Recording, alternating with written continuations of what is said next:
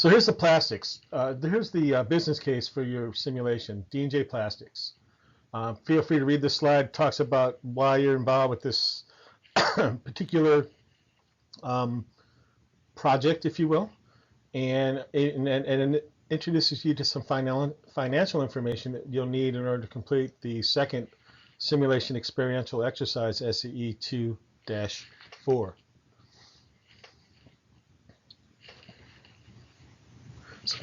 Excuse me. Some additional information.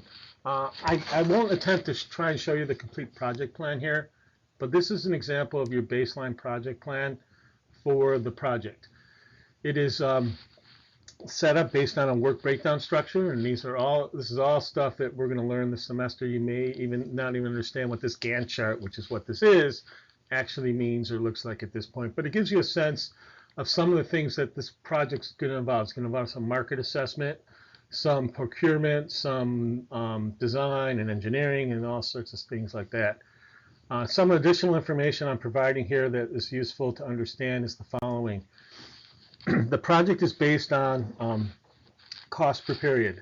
And what you're seeing on this slide is the baseline or the anticipated budgetary costs for each period based on the resources and the work that's planned.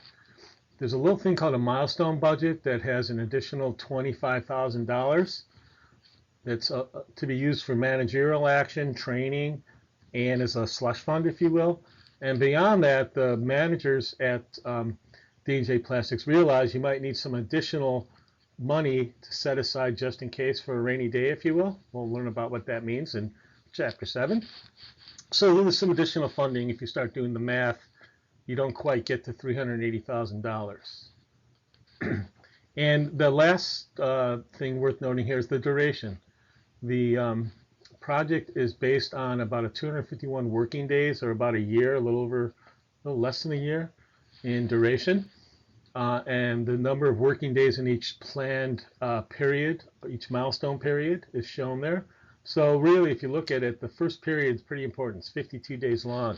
You can make or break the whole project on how well things go during that first period. So be mindful of that as well. Excuse me. So what about the simulation? Some of the best advice you can have is planning.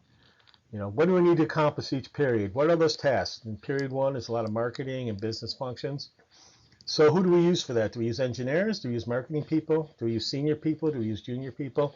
Those are all the types of decisions in the real world you're making. And guess what? You're making them in the simulation as well. What's the plan say for how long the task should take? And another bullet point not on there.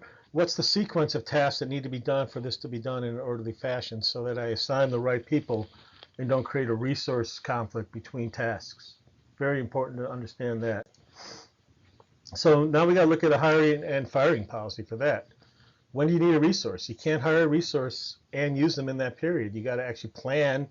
Just like you can't you can't put someone to work to actually start working. Same thing goes here. You know, what are the important attributes? Do they match the task that they need to do?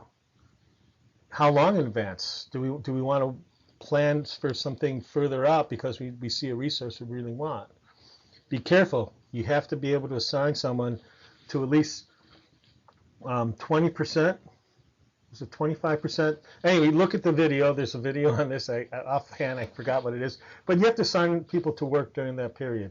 And if you don't work them enough, you get assigned as a bench penalty, that amount going up to that minimum. So other things about, do you want to hire the best person possible? They're probably going to cost you the most. Or do you want to hire someone less and train them?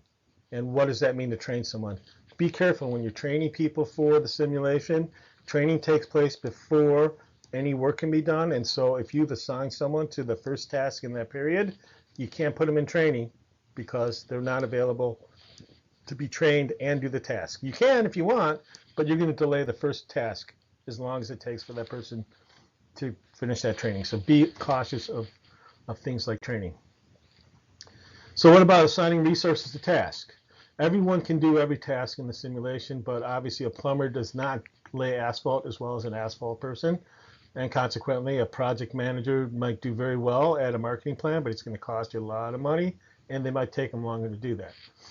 You know, if you don't assign 100% of people to tasks, the task takes longer. So at a minimum, every task should be resourced at 100%. You can split it 50-50 among two people, if that makes sense to do. You could put each person at 100%. Guess what? That will accelerate the task duration and take it less time. So if you put two people on full time on a task that's planned for 10 days, it will only take about 5 days, probably a little longer, because no one works 100% efficiently. So be careful of unallocated resources and understand that there's a minimum number of hours that you need to put someone in, and it's based on the baseline information. And, well, I won't even talk about some more complicated stuff. You're going to be filled with a lot of stuff right now. So watch your budget. You need to manage your budget.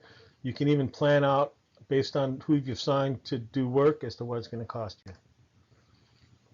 So to engage in the simulation experience properly, there's these simulation experiential exercises. So you've been assigned 5 for the semester. You can see them on the last 2 pages of the syllabus. And the first 2 are assigned already. Well, I should say SE1-2 is assigned, and 2-4 follows a week later. Those first 2 you must do on your own. By the time SE4-3 comes around, we'll be doing that. You'll know your teams. You might want to do that one with your team member. And SE14-1, although not assigned anymore, it's part of one of your discussion forums. And you'll learn more about that when we're doing retrospective and what we learned, lessons learned, and good stuff like that out of Chapter 14. So if you're wondering, there is a method to the numbering madness. The first number stands for the chapter in Gray and Larson that the topic's on, and the second number is sequential. So SCE4-3 is a Chapter 4 concept, and it's the 3rd one in that series. And when you look at the SIM documentation in that topic, you'll see the full array of them, and then I will actually put some context to and deliver exactly what I'm looking for each simulation experiential exercise.